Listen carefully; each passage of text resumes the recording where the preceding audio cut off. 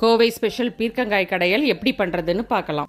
அதுக்கு கடையிற சட்டியில் 10 பல் பூண்டு, நறுக்குன ஒரு பச்சை மிளகாய், 4 வெங்காயம், 3 தக்காளி, வாசனைக்கு கொஞ்சமாக கருவேப்பிலை, 2 பீர்க்கங்காயை கட் பண்ணி அது கூட சேர்த்துக்கோங்க.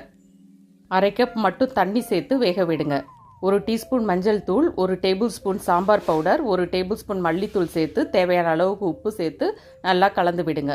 5 நிமிஷத்துலேயே பீர்க்கங்காய் வெந்துடும். இது கூட 2 டீஸ்பூன் மட்டும் புளித்தண்ணி சேர்த்து கலந்து விடுங்க.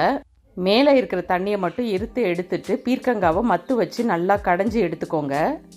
பீர்க்கங்காய் நல்லா கடைஞ்ச பிறகு அந்த இருத்த தண்ணியை வேஸ்ட் பண்ணாமல் இது கூடவே கலந்து விட்டுடுங்க. எல்லாம் ஒன்றா நல்லா கலந்த பிறகு ஒரு தாளிப்பு கொடுத்துக்கலாம்.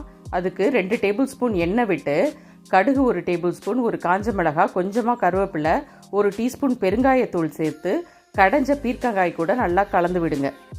இதே போல் உங்கள் வீட்டில் எல்லாருக்கும் செஞ்சு கொடுத்து என்ஜாய் பண்ணுங்கள். தேங்க்யூ.